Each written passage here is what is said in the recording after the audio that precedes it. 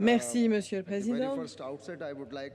Dans un premier temps, je voudrais commencer par remercier le professeur Drew, qui est le président de la Fondation de l'Académie de médecine. Je voudrais remercier le professeur Chatelain, président de l'Académie nationale de médecine, et notre ami Yves Juillet, qui est secrétaire général de la Fondation.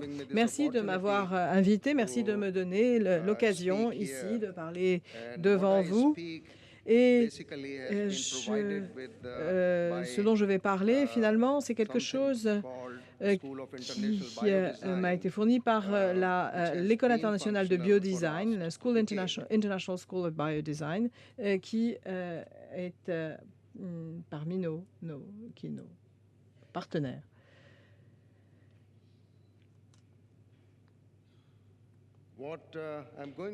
Alors, ce dont je vais vous parler ce matin, c'est le voyage fait par cette école du biodesign international.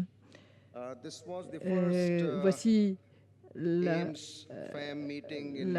première réunion AIMS Femmes à New Delhi en 2015. Et je salue le professeur Bhargava, qui a été le responsable de cette école pendant 10 ans et qui a partagé avec moi toutes ces informations dont je vais vous parler maintenant. J'ai passé quelques 37 années de ma vie professionnelle dans cette institution. Aujourd'hui, je travaille dans une institution différente. Mais si l'on regarde la santé en Inde aujourd'hui, on voit qu'il y a des dépenses publiques très faibles dans le domaine. Il y a de très fortes disparités dans la population. Il y a un très faible investissement dans le renforcement des capacités. Il y a évidemment une grosse disparité urbaine rurale et se pose évidemment la question du rôle du gouvernement s'il est fournisseur ou payeur. Et pendant très longtemps, l'industrie médicale indienne a été perçue comme étant low-tech. Et si je compare l'Inde et la France en termes de services de santé, bien évidemment, notre population est beaucoup plus importante que celle de la France. La mortalité infantile est toujours très élevée. Les 3 premières causes de décès en Inde, ce sont les maladies cardiovasculaires, les maladies liées aux diarrhées et les maladies respiratoires. À rapporter à ce qui se passe en France, maladies coronariennes, Alzheimer, démence et AVC. Les dépenses par rapport en pourcentage du PIB sont bien inférieures en Inde. Vous voyez les dépenses par personne, le nombre d'hôpitaux, etc. Il y a encore beaucoup à faire dans le contexte indien. Alors, nous avons encore à souffrir de malnutrition, de maladies infectieuses et il y a aussi maintenant en plus des maladies qui sont vraiment liées au style de vie, les maladies artéro-coronariennes, le diabète, etc. Et du coup, l'on perd de vue un autre aspect important qui est celui des blessures qui causent également beaucoup de problèmes. Si vous regardez par exemple les morts par accident de la route, vous voyez que notre région a une part très importante. Si vous regardez ensuite les maladies traumatiques, dans la population la plus jeune, vous voyez là encore une fois des chiffres très élevés. Si l'on regarde donc le nombre d'années de vie productive perdues en raison des blessures, cela dépasse au final les maladies cardiaques, parce que c'est la maladie des jeunes. Si l'on regarde par exemple l'Europe ou les États-Unis, la France et les autres pays développés en matière de morts par accident de la route, vous voyez que l'on a des différences considérables par rapport à l'Inde. Tous les jours, il y a 3400 personnes qui meurent sur les routes du monde et il y a des dizaines de millions de personnes qui sont blessées ou handicapées à la suite d'un accident chaque année, des enfants, des piétons, des personnes qui se déplacent à vélo, etc. etc., les plus vulnérables en particulier. Lorsque l'on regarde les chiffres en France, vous voyez qu'en 2013, il y a eu un creux et puis ça a recommencé à monter. C'est une coïncidence, mais lorsque je regarde les morts par accident de la route en Inde, on a effectivement la même réduction sur la période de 2013. Nous, on était contents, on s'était dit, voilà, la tendance à la baisse a commencé, mais non. En fait, en 2014, 2015 et 2016, on a vu de nouveau une augmentation de décès routiers. Si l'on regarde le nombre de morts par accident, on a une augmentation de 67% depuis 2002, comme vous pouvez le voir. Et si je peux vous dire que si l'on regarde le cancer, par exemple, le plus commun, on est entre 14 et 15 personnes par 10 000 habitants. Ici, vous voyez que l'on a une prévalence énorme avec la baisse de 2013 que l'on voit ici, mais de nouveau avec presque une augmentation de 100% en 2014 et une augmentation de 100% en 2015 pour les accidents de la route. Donc, nous n'avons pas du tout atteint les objectifs que nous pourrions avoir. Quelqu'un a appelé ça le génocide silencieux. Si l'on regarde les projections de l'OMS qui ont été faites en 1999, vous voyez qu'on était les accidents de la route et les blessures par accident de la route étaient en 9e position.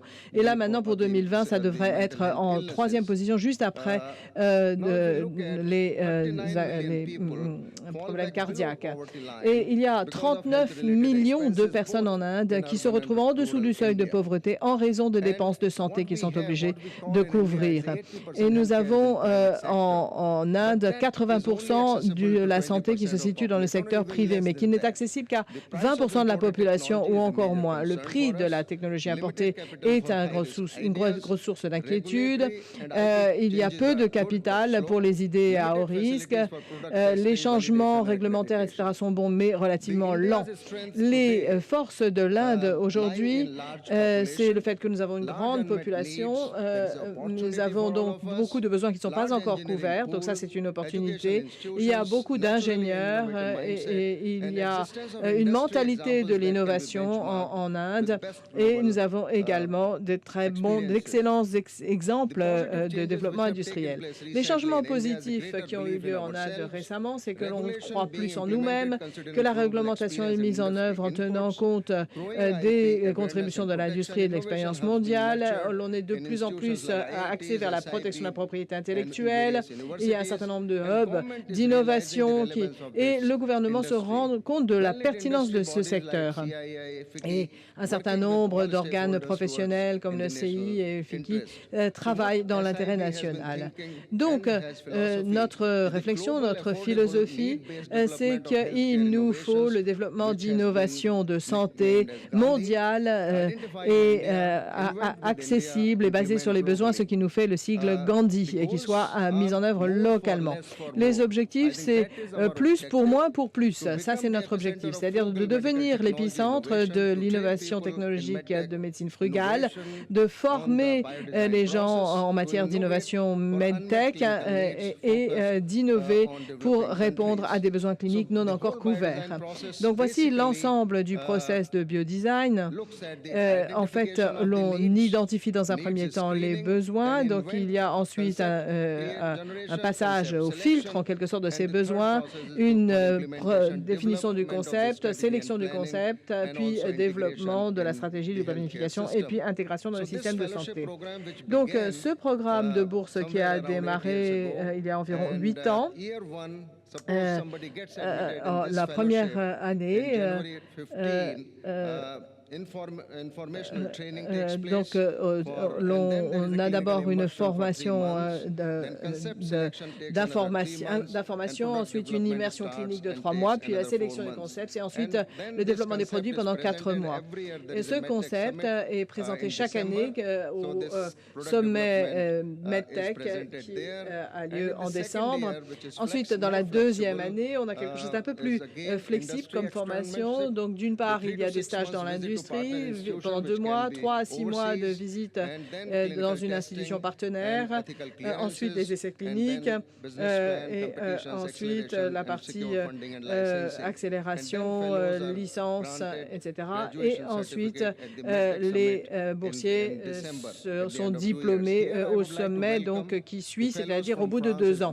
Et je voudrais accueillir certains des étudiants de France également, parce que nous travaillons en partenariat avec un certain nombre de pays. Donc, l'innovation frugale, comme elle a été mentionnée ce matin, c'est une innovation principalement à faible coût. Et si l'on regarde un petit peu comment les choses ont évolué depuis les années 80, entre les économies développées et les économies émergentes, vous voyez que dans un premier temps, tout se passait dans les économies développées. Ensuite, dans les années 90, les choses ont commencé à changer. Et aujourd'hui, lorsque l'on regarde la situation, eh bien, nous voyons que nous contribuons davantage, beaucoup plus dans ce domaine et qu'il faut donc que nous travaillions ensemble pour une innovation qui se fonde sur un réseau d'échange de compétences. Et ce qui est bon pour l'Inde est bon pour tous les autres pays. Et c'est comme ça que ça doit être. Donc, les innovations frugales, voici quels sont les domaines dans lesquels cela peut se voir. Par exemple, un électrocardiogramme, la voiture la Nano de Tata, la tablette Akash, les services de filtration d'eau de Swatch, les services polaires, etc. Et demain, il y a Jaipur Prosthétique qui nous fera une intervention. Donc, pour que l'innovation soit bonne, il faut que l'on ait un engagement à servir ceux qui ne sont pas assez pris en compte. Il faut d'avoir défini une vision, il faut se définir des objectifs ambitieux et savoir qu'il y a des contraintes, mais travailler de façon créative autour de ces contraintes. Il faut se concentrer sur les personnes qui ont vraiment besoin et pas sur la richesse et les bénéfices des actionnaires. Et je crois que c'est ça le problème du secteur de la santé aujourd'hui. Donc, quand on parle de frugal, ça ne veut pas nécessairement dire que c'est bon marché, mais ça doit être quelque chose d'abordable avec un coût relativement faible et ça doit se concentrer sur le changement de la vie des masses. Alors, voilà les résultats que nous avons. 29 boursiers jusqu'en 2014, 59 internes, 24 dispositifs différents, 6 produits en essais cliniques. Nous avons d'ores et déjà déposé 40 brevets. Il y a 18 marques de fabrique qui ont été approuvées, des transferts de technologie, etc. Voici le produit pour l'incontinence fécale qui a eu l'approbation de la FDA. Je vais vous montrer une petite vidéo de la façon dont ça fonctionne. Est-ce qu'on peut montrer la vidéo?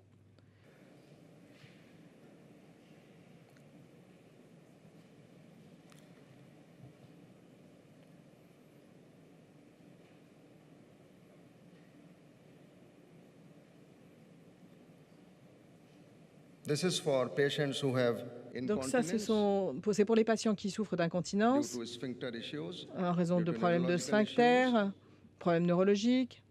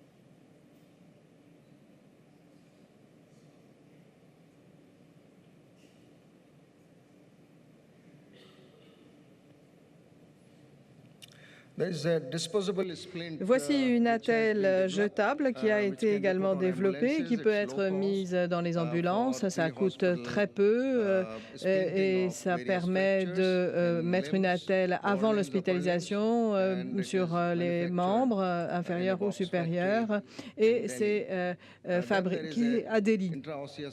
Ici, vous avez un dispositif intraosseux qui a été développé pour biopsie. Je peux vous montrer comment ça fonctionne.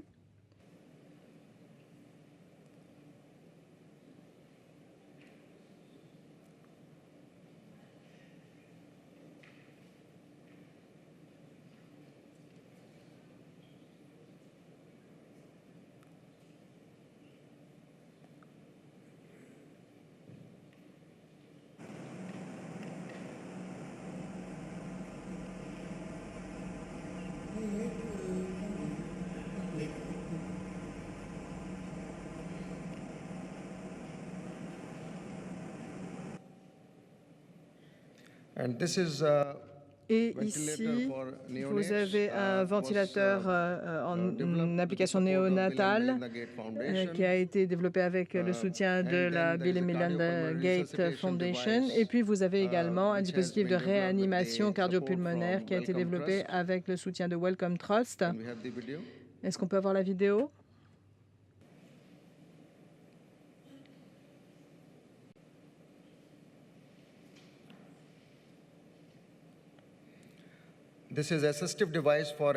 Voilà un dispositif qui permet la pose d'une sonde nasogastrique pour les personnes souffrant de dysphagie neurologique qui ne peuvent pas donc avaler. Et ça, c'est un système de suivi pour les femmes enceintes, de partographes. Il y avait différentes applications possibles. Donc, en Inde, les choses sont prises très au sérieux lorsque l'on parle d'innovation. Il faut innover dans des dispositifs à faible coût. Il faut apporter par ces dispositifs des innovations dans le domaine de la santé. Donc, comment est-ce que l'on peut utiliser ce changement? Je crois qu'il est temps de le faire. Ce ne sera jamais mieux qu'aujourd'hui pour se lancer. Si vous regardez l'Inde et la France, elles sont unies dans la lutte contre les ennemis de l'humanité. Ce sont des alliés naturels et nous vous invitons tous avec grand plaisir pour le 12e sommet MedTech en décembre de cette année à Delhi. Merci beaucoup de votre attention et vous êtes tous invités à